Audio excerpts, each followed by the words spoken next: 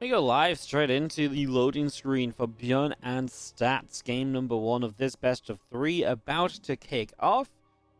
Jagannatha is going to be our opening map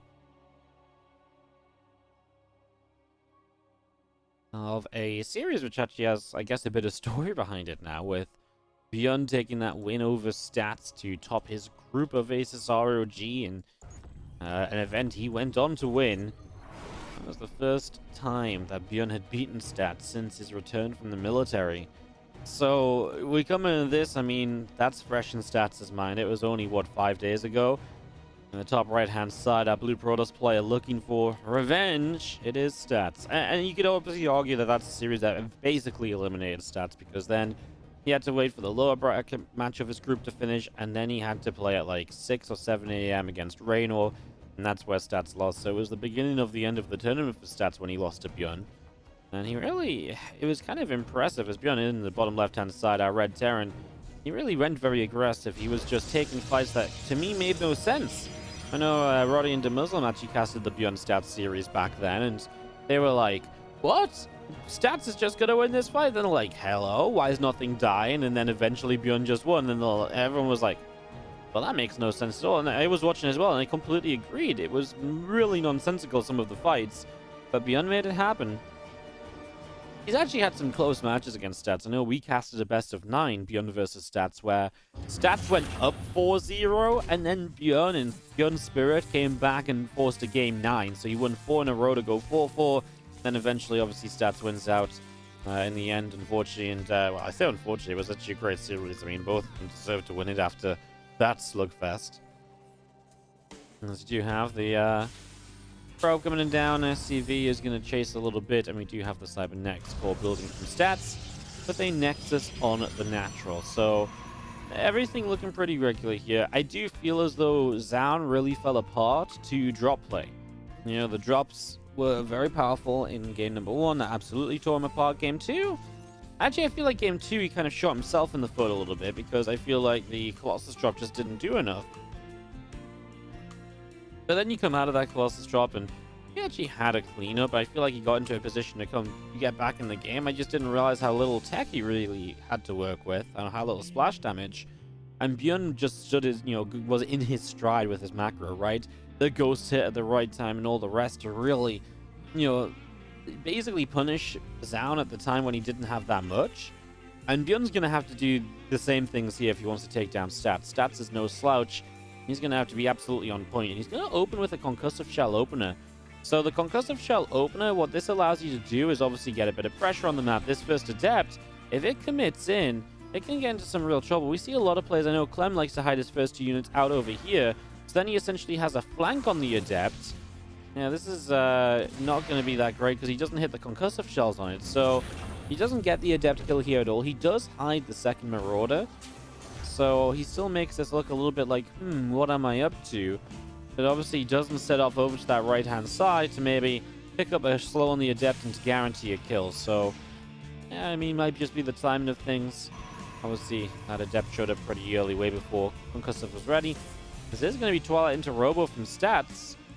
Yeah, I'd be surprised if he wants to go into... Well, I'd be surprised if he wants to go into, like, an aggressive 4-gate blink, but at the same time, you can see ByuN goes double racks, then a factory. So you'll have more bio units than usual, but bio units are actually kind of bad against the blink, but the stim is so early that maybe it just doesn't really matter. Sometimes you see like a heavier bio count and the Stalkers just have their way with it because they can just blink back 1, 2, 3, 4, they never take damage, and you're just losing bio units left, right, and center. But then you've got this, but then you consider the fact that stim's so quick, so it shouldn't be as much of a problem. Although you can't stim all the time because then you don't have the medevac production to really heal those units up again. That's going to make life very difficult for you all over again, basically.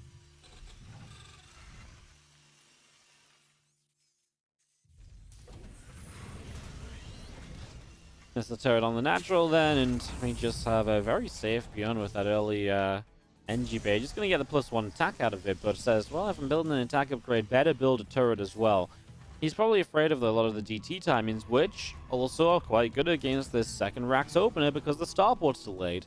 And when this starport is done, we're not going to be seeing, we're going to be seeing medevacs, right? So it's not like we're going to see a Raven. It's not like we're building that blindly or anything here. This is just going to be pure bio. The only thing I'm really mostly surprised at maybe is the fact that we don't see a bunker or so. And I feel like that's really going to hurt against this 4 gates of blink. So we'll see exactly how well this is going to match up. Like I say, early stim, but you maybe can't utilize that as much as you would like to. The only good thing about Jack and Nather is it's not super easy to jump into the main from the natural. It is like you've got to step back, move around, and then blink in over here. So it's not the easiest kind of, oh, I'm going to go from here to like walk here and then blink into your main. So that should give ByuN a little bit of better time, maybe rotating to deal with this. Honestly, he's going to have the first medevacs out as well by the time these Stalkers hit. 29 to 27 army supply. Our Stalker's potentially too good in this scenario. As a few Marines come here, they're going to get an Observer. And now the blink comes in, but now you've blinked in. Now you've got to use this War Prism to save your units. SCV is going to pull as well. He knows it's important to preserve the bio units. As the Stalkers blink down to the low ground, killing the Observer, removes that high ground vision. SCVs will repair the combat shields. And for a moment, it looked like ByuN might keep a few SCVs nearby. Now the Stalkers are looking to be on the natural expansion. Now, +1 and combat shields are not far away. Our bio army is going to be much better very soon. ByuN says, well, if you can blink, I can blink. I just use the medevac to blink my Marauders back to safety. +1 attack now done. That's only going to help the bio as he continues to chase down Stalkers here.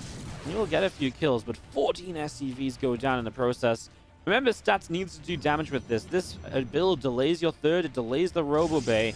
So you need to be dealing damage. This is going to get a little bit tougher now as the Widow Mine here as well. It's not gone off yet. Yeah, but now the Stalkers use their blink back and away from the Widow Mine instead of away from the bio damage. This looks to be okay. Widow Mine shot again. Stalker blink is off cooldown. But then again, if you're using your blink on the Stalkers like that, you don't have the blink to back away from the bio army.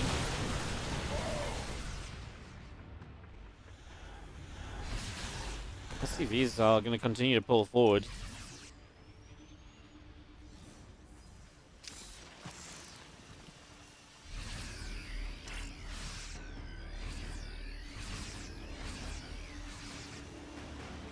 Stalker comes in here, Widow Mine and burrows. I like that, obviously, just trying to really force these Stalkers to keep on blinking defensively. ByuN will see that as an opportunity to chase, by the way. With Concussive Shells, you obviously get a couple connections, and that's easy pickups. And whoa, the Stalkers from the left side came in.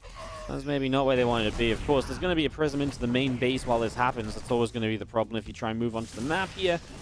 And yeah, he's got a couple Widow Mines over here. Nice pickup to minimize any damage taken by stats. Yeah, it's been a pretty good duel of Stalkers versus Bio. It's been a fun duel early on in this. Widow Mine goes down. You're going to see the rest of the Bio coming out as well. Stalkers back away.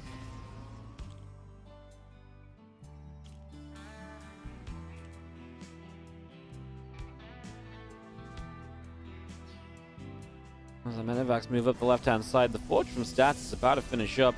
We can go into the attack upgrades, so that's something he'll be behind on, upgrades.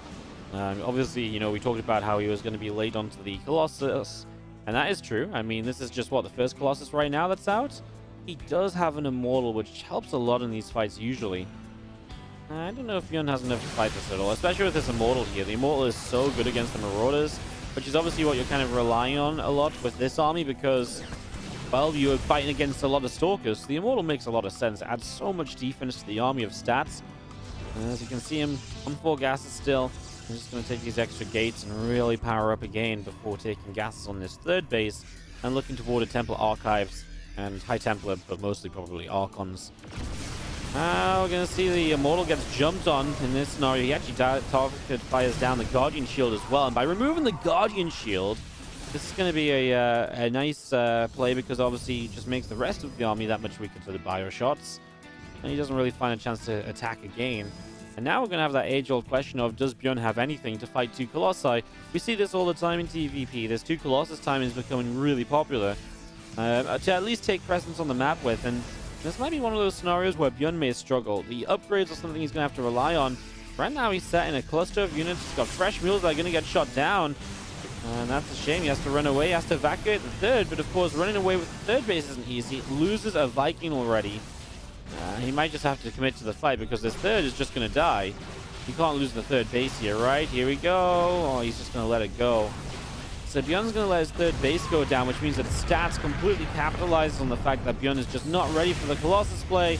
He cancels the Ghost Academy as well. Okay, ByuN's goal now, pulling the SCVs, is to win this fight in a huge way. And by winning this fight in, big time, one-sidedly, he can maybe go across the map to chase. The force fields are slowing him down so much, though. The Vikings now will just about get the first Colossus. That's really important. Look how much bio he has left over. He has to take this bio and go across the map with it pretty much, though. It's the only way you can win this game. Unfortunately, that Prism survives, and there's no Vikings or anything left, really, to hunt it down. You can see those Stalkers are also going to be in trouble, though. Another stim, mind you.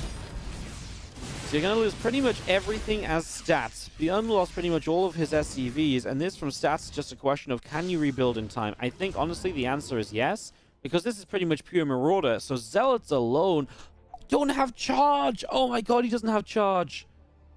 Not having charge might end this game, because without charge, the Zealots are the one thing that's meant to be really good about, with what's up right now. ByuN will dive and he will get the Roper facility. I mean, without charge, you can kite for days against these Zealots. The Stalker's gonna blink already. That means the lift up and leave is actually a safe play already. And now we've got a bit of bio to the third base. I mean, this is just where you start dealing that little bit of damage. You start racking up the kills. I mean, even killing the battery on the third base is a pretty huge deal, because that really opens an opportunity. I see a lot of units having to be left on this right-hand side. Tell you what, Stats doesn't really have vision. He only has one observer. Remember, he lost one early. And other than that, he's not really had the gas to really build a bunch of observers. So, yeah, missing a little bit there. We're getting closer and closer to charge being done, mind you. And I do feel like that's the moment at which ByuN just can't really handle this army of Stats any longer.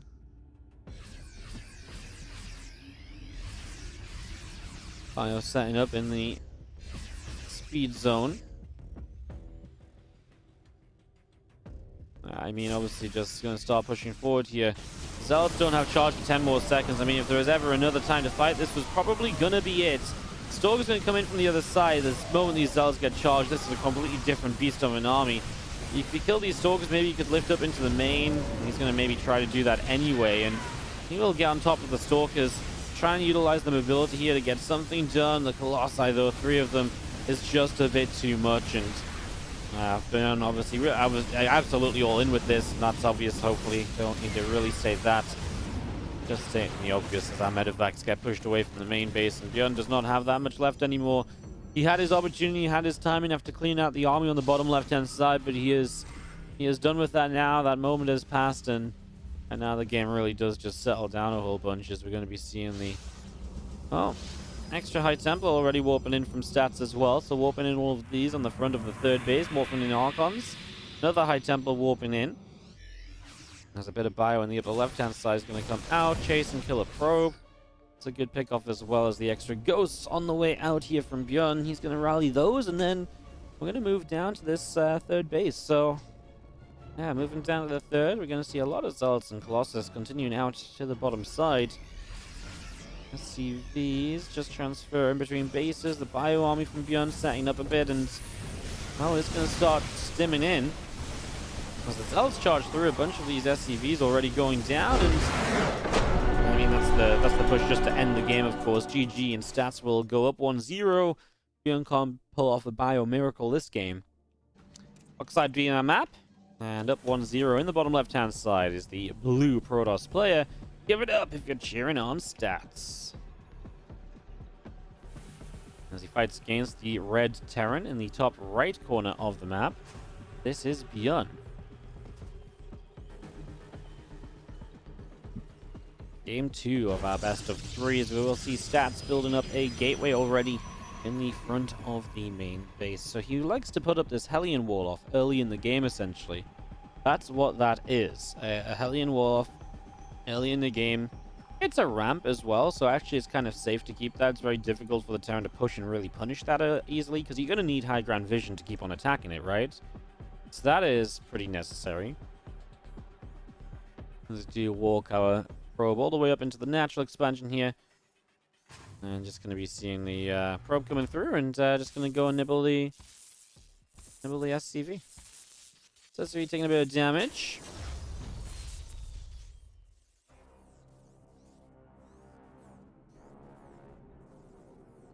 Gonna be seeing Orbital Command morphing in, and the Reaper on the way up. Yeah, not really Reaper heavy today. It's worth noting because it's almost like a step in a more normal direction, you know? He was really going for like a lot of Marine openers, Reactor openers lately. And now he's opening Reapers every game in this TVP so far. So that's kind of surprising, honestly. You know, I'm not surprised because it is standard, but then to only open Reapers when you've really kind of, not gone for that in a long time. I can't think what he did in Aces ROG against Stats, but I don't think he opened Reaper many games there, right? I actually can't, man, that weekend was every weekend is a blur right now. It's really difficult to differentiate all the StarCraft. There's just so much of it happening. As you see, the Reaper is going to move down to the bottom side. It's going to be a grenade and a couple of probes taking damage. Doesn't quite get the kill. Obviously, with the shield battery here, the whole idea is the first unit of the map of the game can go across the map from stats. And that's another reason to get a low ground gateway. The low ground gateway basically allows you to rally your first unit across the map even more quickly. The Reaper grenade is able to get ByuN a probe kill, and he says, "Okay, that's cool with me." And now the Twilight Council is placed out in the back of the main. That's something the Reaper doesn't go forward to scout there. So that's a missed opportunity, perhaps, as we do have our Reactor done. Most importantly, Command Center done. So while this Adept does get an SCV kill, the Command Center doesn't get delayed or anything. And now with the Marine, Hellion, 2 more Marines about to pop, this Adept do be in some trouble. And it kind of stuck around a little while there. It's going to take a few Hellion shots still, and okay, it's going to get away. That was a little bit scary, though. I guess Stats knew when he could get away. If the Marines got a couple more shots, then we're really talking about an Adept that might even be chased by the Hellion. And then you maybe have a kill. You can see the Reaper has found where the Adept is, and it's going to stop the shield regeneration with the Hellion still chasing. Oh, you're going to dive past the Stalker anyway. Yeah, he's going to get that kill. Okay, well, Reaper and the Hellion picking up the Adept in the end, so ByuN on the hunt, and ByuN is going to find it. Now we've got Blink on the way up here from Stats. A Blink Star in Robo Facility, starting up an Observer as well. Another gateway at the front of the Natural, and Stalker's just going to continue to warp on in. Observer coming out in the Robo Facility with the couple of extra pylons coming through too. Extra racks in the main base. We're going to have 2-1-1 setup eventually. I mean, this is not really a 2-1-1 because it's a 1-1-1 into extra racks, so it's 2-1-1 is pretty sleek because we probably see a third racks added on too. And then we just see both the racks taking these tech labs once we got a tank and Raven out. Here comes the SCV. No, that's not the extra racks either just yet. Okay, maybe we go one tank, racks onto tech lab into stim. Then it is a bit more 2-1-1-esque still. But yeah, 1-1-1 to begin with. And we do see the Widowmine drop. Finds one probe, finds another. So that's 2 probes killed, and Widowmine drop loads up. Remember that you also deny mining during this as well. That's a good 15-20 seconds where these probes, this entire mineral line, doesn't get to mine. So you more or less half the mineral income of Stats at this stage of the game. That's why the Widowmine drop's a popular opening, because it's guaranteed damage more or less. You know, even just denying mining is good enough damage to just slow the Protoss player down quite significantly, and to give you a bit of an extra, or a better time on the follow-up. There's actually the barracks that goes to the Starport's tech lab. He didn't build a Raven here, and so he does just push this barracks over here, start up stim. Second rack's now on the way, but just wanted to keep tank production moving. Come back along to see once again just another probe being picked off there. I think a Stalker went down as well, so a little bit messy. Widowmine's getting a couple of extra kills that maybe they shouldn't be.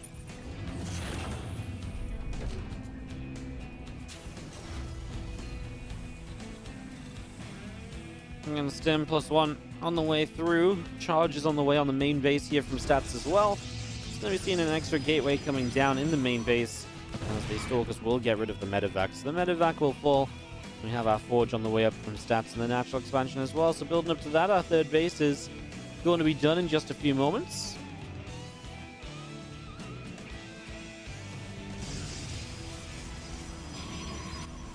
Strength of a Lance charge coming through right now. Just going to see this gateway dropping down the main. A few Stalkers out the front, maybe wanting to make a push up in toward this Natural as our medevacs are going to load, and we'll see where they are going to get to as well through the top side.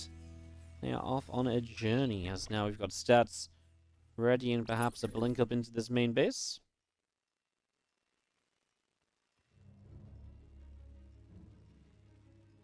And the 3 extra gateways from stats just coming down the main, really just building up well. 4 Stalkers are actually really annoying because they one-shot the SCV, so it's a much deadlier force than you think it is because the SCV count drops quickly to this. So Stats, his first time being aggressive, is looking to be successful. ByuN kind of catches a Colossus as it comes out. He's a moment or two late to get into it, but look at the damage he can put on it already. And now that Colossus is in trouble. So that definitely changes the future of this. Now this battery goes down, probes are going to start dropping. Pylon is going to go down, delaying charge, and you're just going to lift up and get out with everything as well. Bar one Marine, I think, went down here. He wasn't even down, he was just left behind and burned alive by Colossus. Oh, it's the Terra tales that you hear over with these Terran armies. No respect for their units. Third base just gets sieged up on at the same time. Again, a drop in the main base just pulls Stats completely out of position. And the damage on the first Colossus definitely affects this as well. We actually see the Stalkers chasing here, but now you can see that Stats is just going to take a lot of damage in the follow-up to this. The Marauder's being saved a little while extra. Cute micro gain by ByuN. Pretty much every Stalker is going to go down bar one. Well, no including that one. He gets it. He loses everything, but now no Stalkers on this army, so drop play is a bit more effective again. Medevacs are a little bit better up. I mean, these tanks are going to keep on pushing. Stats has to find a way to fight this. You know, he's got to defend this third base. He's now trying to take in a really weird position. That third is horrible to defend against drops, by the way, because if you win the fight on the third, you can load up and go straight to the main. It doesn't really work as well going from the right side third into the natural because you come in from this side, so you have to basically go across the Protoss army to do that. Yeah, everything's getting blown up. The tank's actually kind of getting shut down much more quickly than I thought they would. But Stats does not have enough here, and ByuN does to take this to a 1-1 scoreline, and we have everything on the line going into a third map as we look to qualify into TSL. In the top left-hand side, we've got ourselves a blue Protoss player. He is... sorry, that's not best of 5 for some reason. I thought it was. I just explained it was all best of 3s today. In the top left-hand side, our blue Protoss player, he is Stats. Taking on the red Terran. Down in the bottom right-hand side, we've got ourselves ByuN. So Stats ByuN here.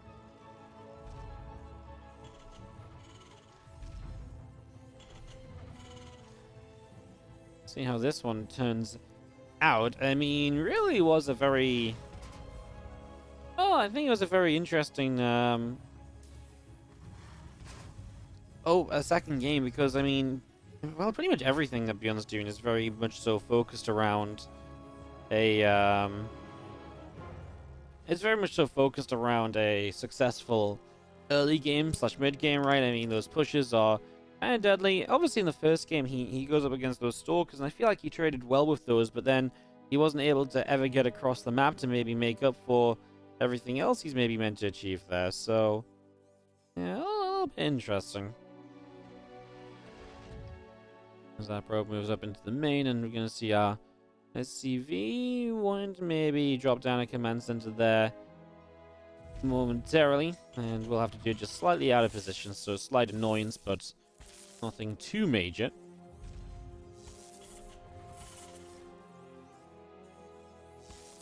SCV taking a whole bunch of damage at the moment, in fact.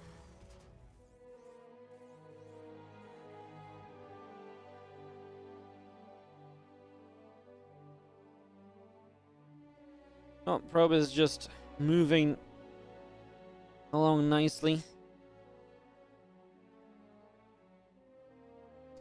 Backing off.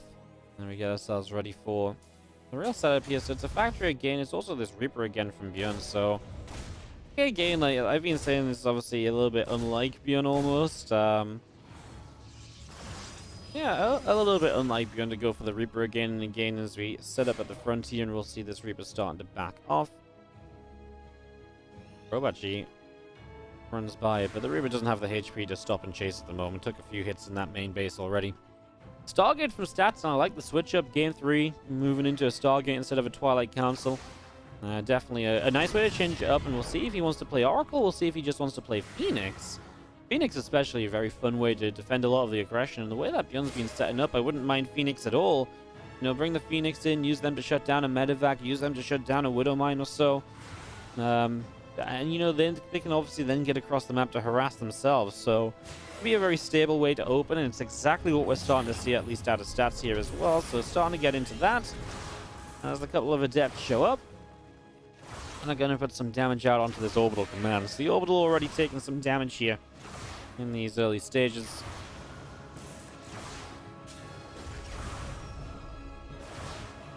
You have a extra adept about to arrive. 3 adepts is scary because you start one-shotting Marines. And it actually really is that critical number where you can actually just fight a larger amount of Marines very easily. And Stats is having a great early game.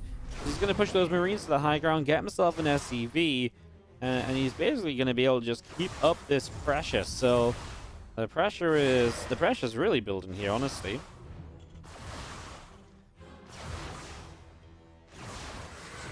As the adepts now end up shading back. Cyclone Viking on the way as ByuN. He seemingly just feels the Stargate. Did he see anything yet? I don't see how he saw anything, but he's going Cyclone Viking. Interesting. I mean, that's very much so the setup you want if you want to try and punish a faster third base. So yeah, that's typically what you want to go into. I'm just surprised that it is what he goes into. Very, very surprising here as a Robo Bay goes down. Over on the natural expansions. Again, that ready to go. The gateway just about to be finishing up as well, so extra production coming through. So this is just going to be Phoenix Colossus for the initial stages of it. Well, yeah, I mean, like I say, this is an army that can absolutely go and try and punish a third. Because what is ready? Well, you've still got to produce a Colossus. You see an Immortal building now. That's a good first step toward having something to fight against this. Yeah, I mean, this is 2 Vikings, 2 Cyclones, and 12 Marines against 3 Adepts, 4 Phoenix, and, well, 2 Warpins available. It's going to be 2 more Adepts here initially. He's even going to land the Vikings, so it's all about ground damage. But that means the Phoenix, well, they can only be targeted really by the Marines. I guess Cyclones can get a lock on, but that's interesting. Really just going for as much as possible on the ground, and yeah, I just feel like usually the Vikings try and... I mean, obviously it takes the Vikings away from Phoenix damage, but I feel like then one of the main points of it is to try and get the... the Vikings can pick away at the Phoenix from a distance and draw them into Marine / Cyclone lock-ons, etc. Stats just shuts this down. I mean, in the end, this is not even really close. And ByuN gets a couple of Phoenix, but the resources he put into killing these Phoenix is just not really worthwhile. Killing the Adepts doesn't exactly do much.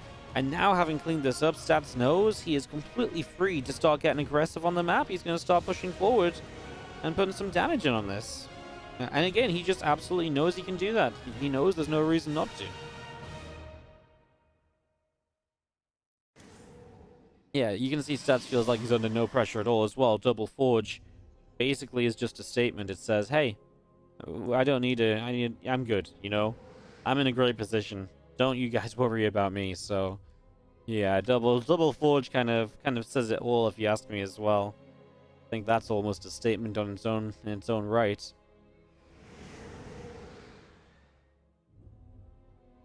Phoenix are going to come around the upper right side. We do have the Twilight Council is about halfway done from stats, so he's just continued to tech up. One of the things he was missing obviously earlier when he opened just Robo Focus was obviously well, he didn't open just... Sorry, one of the things that Zam was missing when he opened Robo-Focused earlier was Blink / Charge. Although this time you've got the Phoenix, this can just be Charge.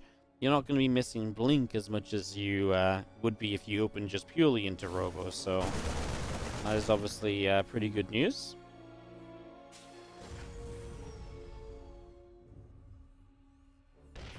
Phoenix not going to find a way in. As ByuN sets up a 3rd CC, he's starting to finish up all those bio upgrades. He's getting a tank count rolling. I'm just not sure what any of it can achieve. I mean, you can go across the map, but Phoenix are going to be great at lifting up those tanks and minimizing the damage they can do. So that's already an issue.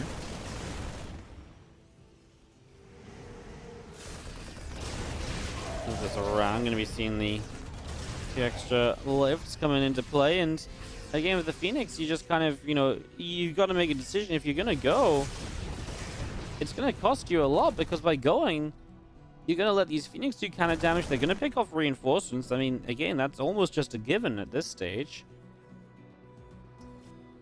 I don't actually know what you really do here. That's ByuN. I mean, you've got to go, right? But the Phoenix are going to make that very difficult to commit to, for sure.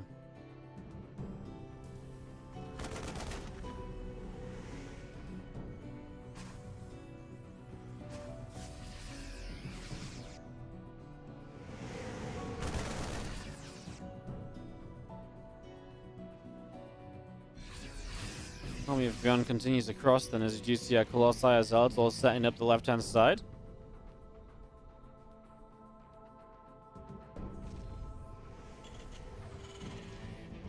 Diva out the front, Orbital's going to move forward as well, and just going to be seeing the army of stats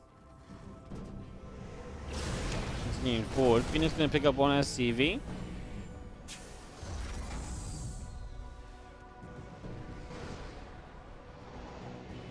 Phoenix wants to move in toward that main base. Marines, Vikings setting up still in the main is just going to be seeing the Phoenix around the top side and the Colossus and the Zards on the left.